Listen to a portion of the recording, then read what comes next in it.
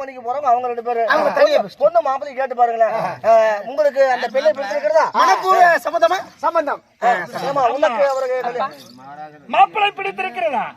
எனக்கு கொஞ்சம் English mental புடிச்சவனே bag கம்மாடி பேச்சிட்டு வந்து போகுது. அப்பா என் விருப்பம் என்னதுக்குப்பா? நீங்க பார்த்து யார் சொன்னாலும் கல்யாணம் பண்ணிக்கிறீங்க. அங்கங்க பாத்துட்டு சொல்றாங்களே. அவர் பார்த்து நல்லா பார்த்து சொல்லுமா. வாழ போறது நீயே முடிவு பண்ணுமா. மாப்பிள்ளை பிடிச்சிருந்தா சொல்லல மாத்தி போடலாம். வெக்கமா இருக்குது பெரியப்பா. ஒருவேளை பெண்ணுக்கு பிடிக்கவில்லையா?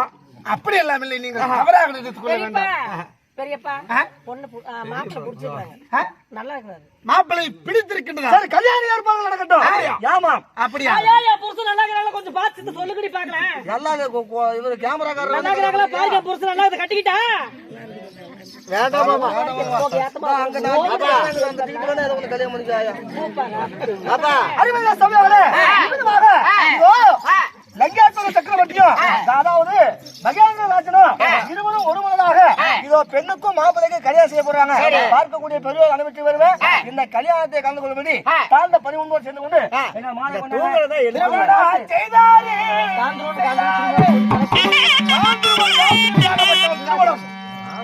இப்பொழுது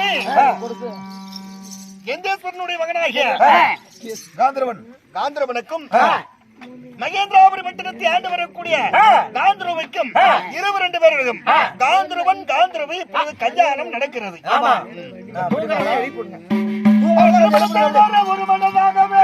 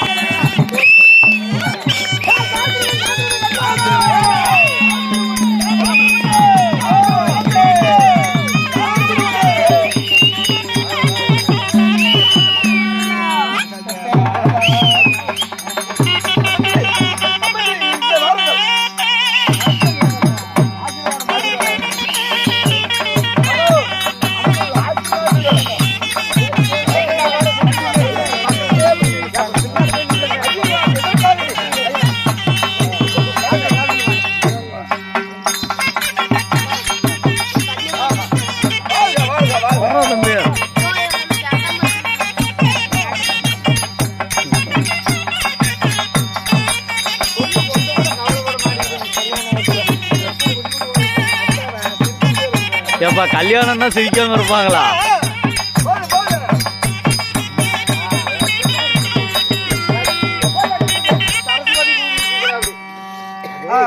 இருந்தாலும் நாங்க நினைத்தது போல நல்ல ஒரு நாளில நீங்கள் நினைத்த பிரகாரமாக மந்திரமன்னா இதோ நீங்கள் சொன்ன பிரகாரமாக உங்களுக்கு தகுந்த மாப்பிள்ளையும் உங்களுக்கு தகுந்த மருமகளையும் நான் ஆண்டவனை சாட்சியாக வைத்து கல்யாண காரியங்கள் முடிந்தது. சரி, இருந்தாலும் கண்ணே காந்திரபி இதோ உங்களுடைய இந்த நாடு நகரம் சொத்து சுகம் அனைத்தும் கொடுத்தது இல்லாமல் படிக்கு என் மகளையும் ஒப்படைத்திருக்கின்றேன். அது மட்டுமல்ல, என் மகளை எவ்விதமான கண் கலங்காமல் படிக்க நீங்கள் தான் பார்த்துக் கொள்ள வேண்டும். அம்மா காந்திரபி இதோ 1000 தான் இருந்தாலும் 80 காலங்களாக உங்க அம்மா செத்ததுல இருந்து இதோ உங்களுக்காகவே வாழ்ந்தவன் உங்களுடைய தந்தையார். அப்படியாப்பட்ட இதோ புகுந்த வீட்டு விட்டு பிறந்த வீட்டு விட்டு புகுந்த வீட்டுக்கு போறீங்க. உங்க அப்பா கிட்ட சொல்லிட்டு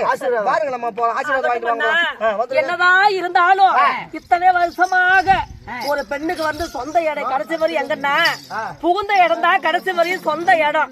இத்தனை நாள் நான் புகுந்து அதாவது பிறந்த வீட்டுல இருந்தேன். எனக்காக எங்க அப்பா எவ்வளவோ கஷ்டம் எல்லாம் பட்டு வளர்த்து வாலிபம் செஞ்சாங்க. இன்னைக்கு கடைசியா அதாவது ஒரு பெண்ணா பிறந்த அந்த 3 முடிச்சு கட்டுப்பட்டுதான் ஆகணும். அது போல என் கணவராகப்பட்ட அந்த 3 முடிச்சுனாலும் என் கணவர் விட்டுதான் போய் ஆகணும். எனக்காக எங்க அப்பா தனியா நிக்க போறாரு போல தெரியுது. இருந்தாலும் நான் மறுபடியும் எங்க அப்பா வந்து என்னைக்கு பாக்கணும் தெரியல. எங்க அப்பா கிட்ட 4 வார்த்தை பேசிட்டு நான் போயிட்டு வரேன்னு சொல்லிட்டு போகணும். அப்பா அப்பா அப்பா போய்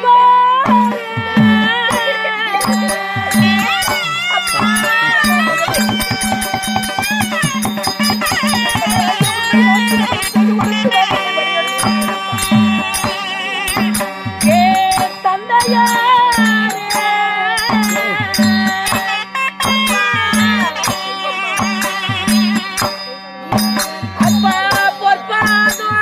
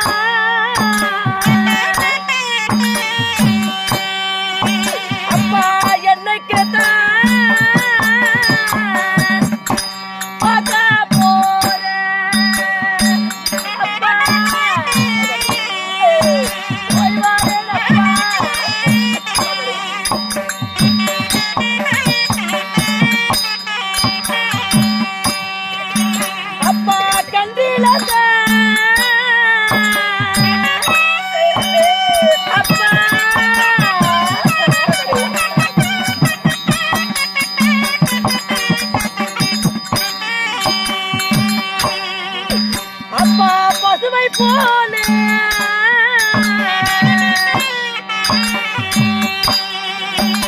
அப்பா கண்கலங்கி அப்பா டேரப்பா அப்பா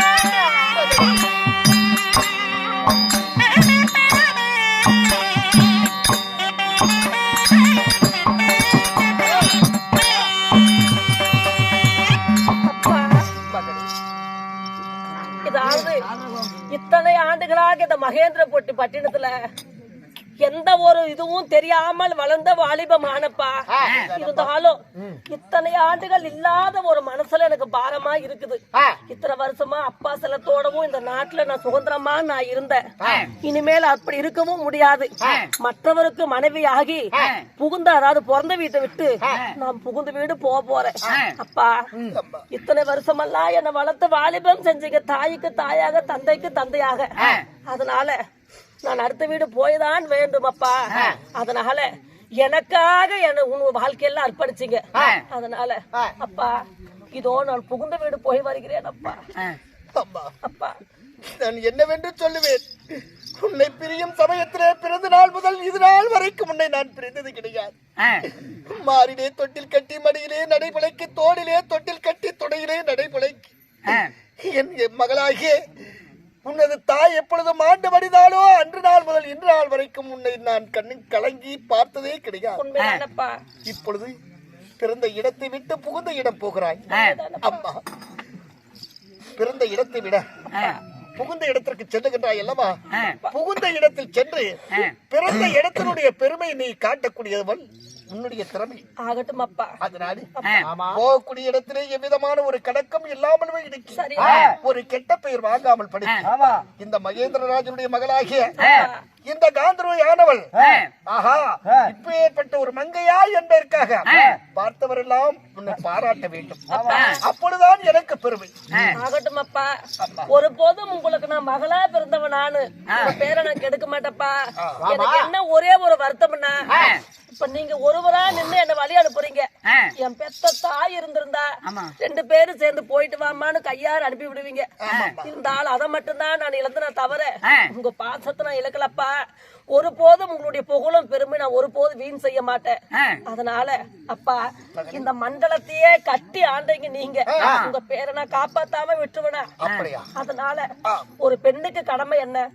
பிறக்கணும், வளரணும், வாலிபம் ஆகணும். வாலிபம் ஆனவுடன் அடுத்தவருக்கு பாரி ஆகணும். அது போலதான் என்னுடைய விதியும். அதனால நான் பிறந்த வீட்டை விட்டு நான் புகுந்த வீடு போய் வருகிறேன் அப்பா. அப்பா இத்தனை ஆண்டுகளாக உங்களை நான் பார்த்தேன். இனிமேல் நான் என்னைக்கு வந்து உங்களை பார்க்க போறணும். அது வரையில பதனமாக இருங்கப்பா. போய் பாப்பா. கவலை வேண்டாம். இத்தனை ஆண்டு காலமா உங்களுடைய மகளை எப்படி அள்ளி செலவாக வளர்த்து வாணியம் செய்தவர்களோ அதை போல உங்களுடைய மகளுக்கு எந்த ஒரு குறைபாடும் இல்லாமல் வடிக்கு நான் பக்கத்துறையா வந்து காத்து வருகிறேன்.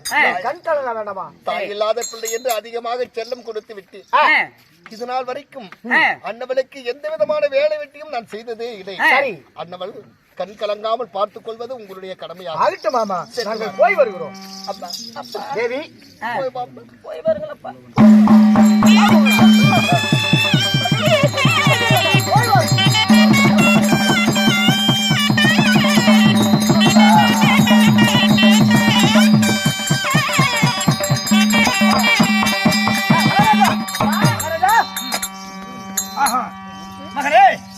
திருமணம் முடிந்தவர்களே தந்தை யாரிடம் சொல்லிவிட்டு வந்து விட்டாயா? கவலை விட வேண்டாம். இத்தனை காலமாக உன் தந்தை உனக்கு கண்ணுக்கு கண்ணாக இருந்து உன்னை காத்து வந்தார். எனக்கும் என் மகனுக்கும் தாயும் இல்லை, உனக்கும் தாய் இல்லை. இருந்தாலும் இத்தனை காலமாக தந்தை வீட்டில் எப்படி இருந்தையோ அதே போலவே மகளாட்ட நான் பார்த்துக் கொள்வேன். மருமகளை ஒரு மகள் போல இதற்கு மேல் நான் பார்த்துக் கொள்வேன். அம்மா எதற்கும் கண் கலக்க வேண்டாம். அப்பா இதோ திருமணம் முடிந்து விட்டது. பிறகு என்ன செய்ய வேண்டும்? அப்படியா? இருக்கு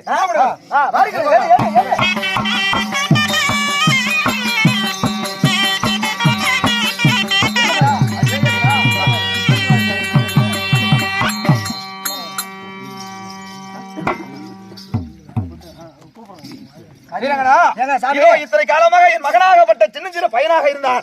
நல்லவருக்கு பெய்யும் மழை எல்லோருக்கும். ஆமா. நீங்க நினைச்சது போல உங்க பையனுக்கு தகுந்த மாதிரி நல்ல பொண்ணு ஒரு கிடைச்சது. நல்ல அடக்கமான ஒரு மருமகள். சரி. இதை போல கொடுத்து வைத்தவன் உலகத்திலே எவனுமே இருக்க முடியாது. சரிங்க. அதனாலே என் மகனுக்கென்று தனியாக ஒரு அரண்மனை வேண்டும். ஆமா. குடி வைக்க வேண்டும் அல்லவா? ஆமாங்க. அதற்கு என்ன செய்யலாம்? முதல்ல விடணுங்க.